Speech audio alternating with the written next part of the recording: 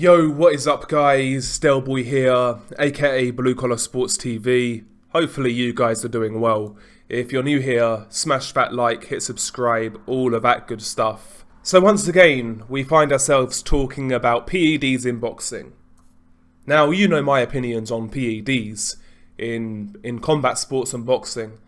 At this point in time, I believe the simplest solution and the fairest solution is to allow every single fighter to essentially do what they want.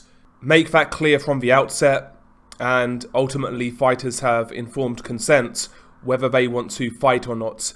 That simple. But this week we obviously heard the news of Alicia Baumgartner testing positive for steroids.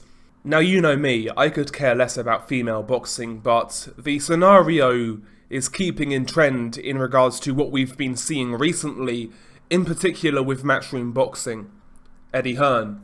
Now, of course, Matchroom and Eddie love to claim that, they are the promoters who test the most, even though I've not seen, specific stats to point this out. But let's take him at face value.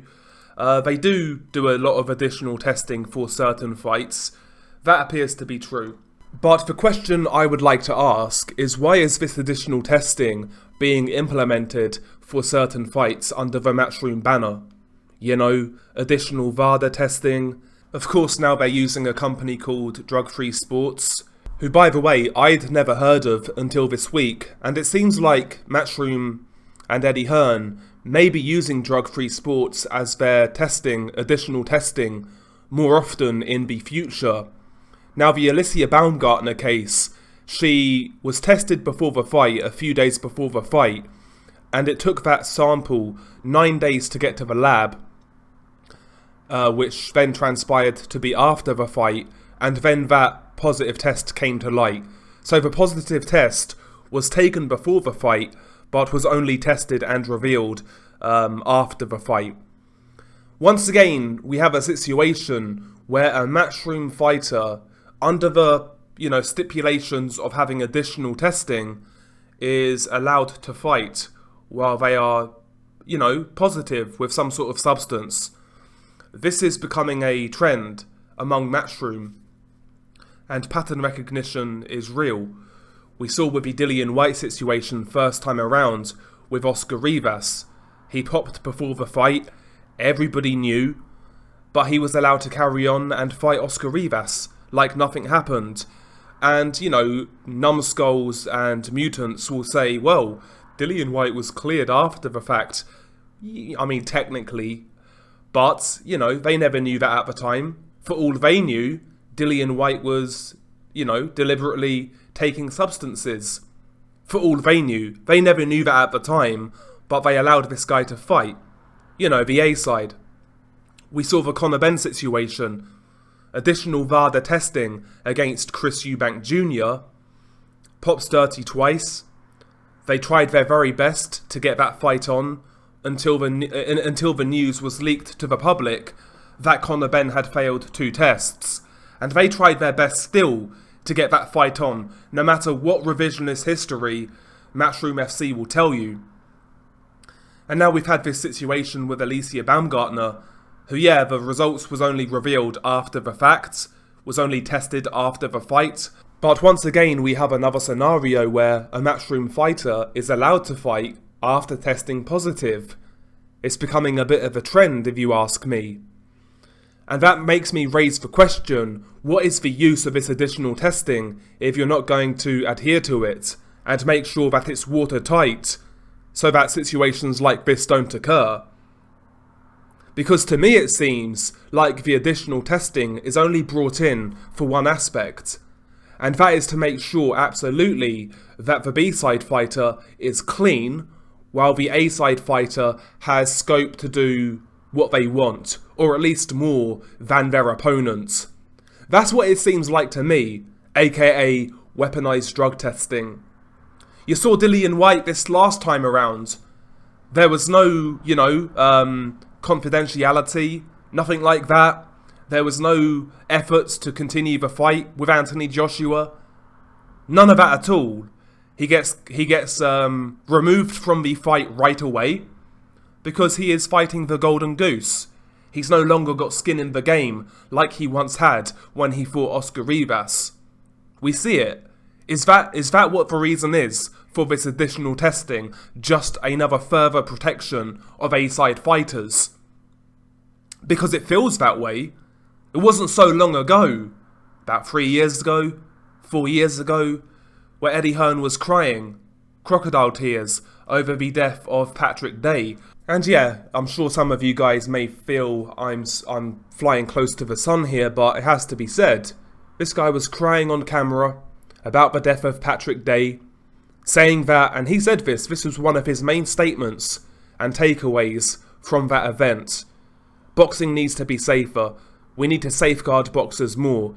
Yet here we have his promotional company allowing fighters to fight after they've tested dirty.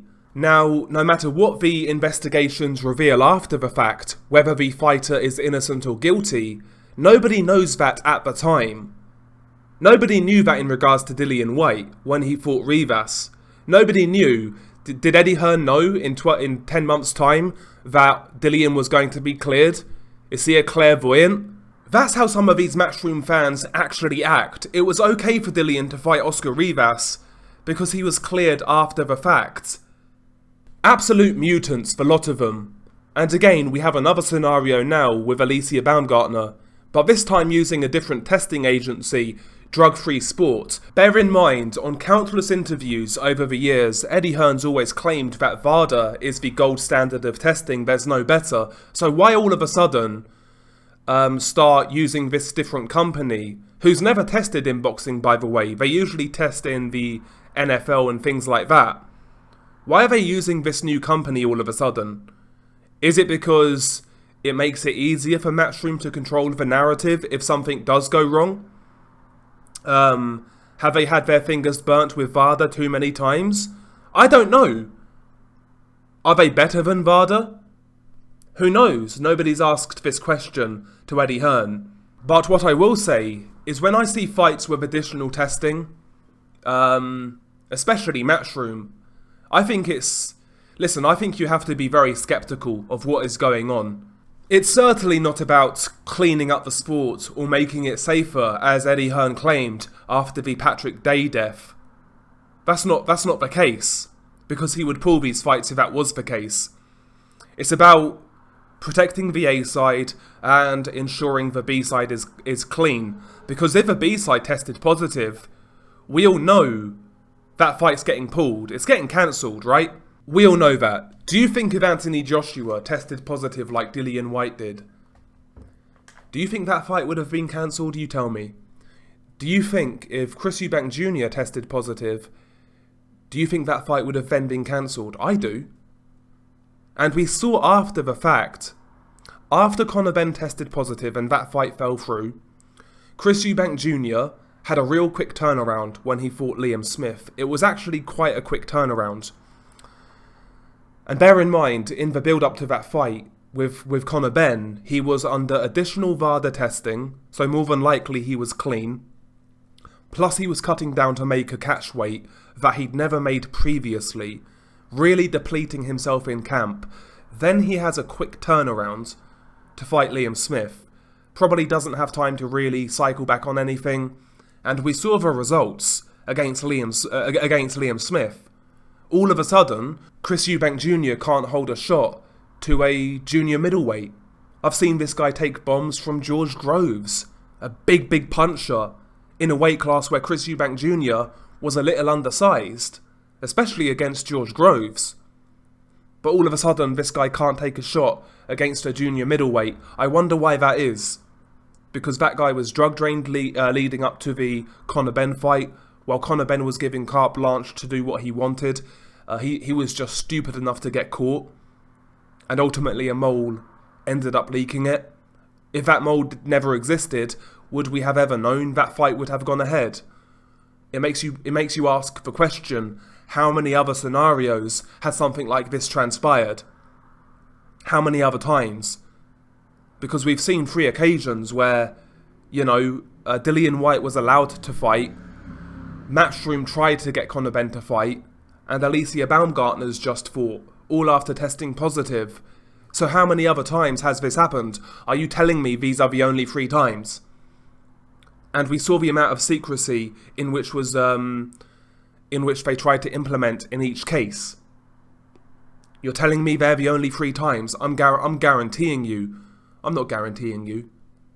I'm alleging that more than likely there's been other occasions where things like this have gone on, where the A-side pops, but it never comes to light. Bear in mind, I've heard rumours as well of certain fighters in the UK testing positive, receiving bans, and, you know, it never being made known to the public. One guy in particular was a Matchroom fighter. Some of you guys know who I'm talking about. Recently retired, had his last 2 fights away from Matchroom. By the way, guys, what's your favourite snacks? I fancy a bit of chocolate. Or, I don't know, maybe even a brownie. I don't know. I'll decide later. But yeah, the whole additional testing line used by Matchroom is an absolute scam. Always has been.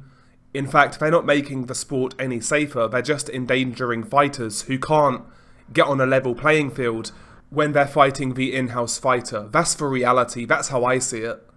That's how I see it. There's something more nefarious going on behind this push for additional testing, and we've seen enough examples now to at least question it. But that's how I see it. Eddie Hearn is, like Ric Flair, one of the dirtiest players in the game, as far as I'm concerned. But, you know, nobody's going to ask these types of questions, you know. All of these guys are purely and simply brought and paid for. They are just mouthpieces of the promoter. They're not there to really ask any pertinent questions.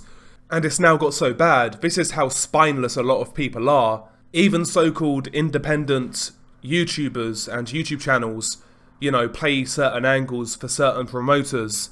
Imagine having so little dignity that you have to do that. You know, this is YouTube. You can say what you want. You know, but rather than actually just giving your own opinions, you'd rather play the game, play certain angles. How fucking embarrassing and tragic. I'm telling you, man, this scene is full of fucking cockroaches. And by the way, I have to laugh as well. This just made me kind of laugh. The usual suspects on Twitter, aka Matchroom FC, trying to say Alicia Baumgartner was framed. There's an agenda against Matchroom. You know, there's moles, etc. Blah-de-blah-de-blah. I've even heard some people suggest some of these test results are due to samples being spiked and things like that. This is the level we're dealing with here, by the way. This is the level we're dealing with. Just look at her, man. She looks like a prime Randy Orton. Gonna fucking hit us with an RKO. Come on, man. Let's stop it. Stop it. But, you know, that's the whole online boxing scene right now. Nobody's willing to give their own opinion. It's all about clicks and I scratch your back, you scratch mine. It's just an absolute farce. We're supposed to be fan channels, right? Boxing fans. Just regular boxing fans who have a platform. Half of these men don't act like it. Half of these guys act like tools of promoters. But, you know, they are what they are. They're not really worth talking about aside from clowning them, let's be real. And all of these camera jockeys as well at these events, these brown envelope interviewers, they all fucking suck as well, the lot of them. Absolute trash. You know, these guys would rather scramble around that glutton, that oaf, John Fisher, and ask him what his favourite Chinese order is, rather than actually ask pertinent questions, tough questions of these promoters. That's what we're dealing with here.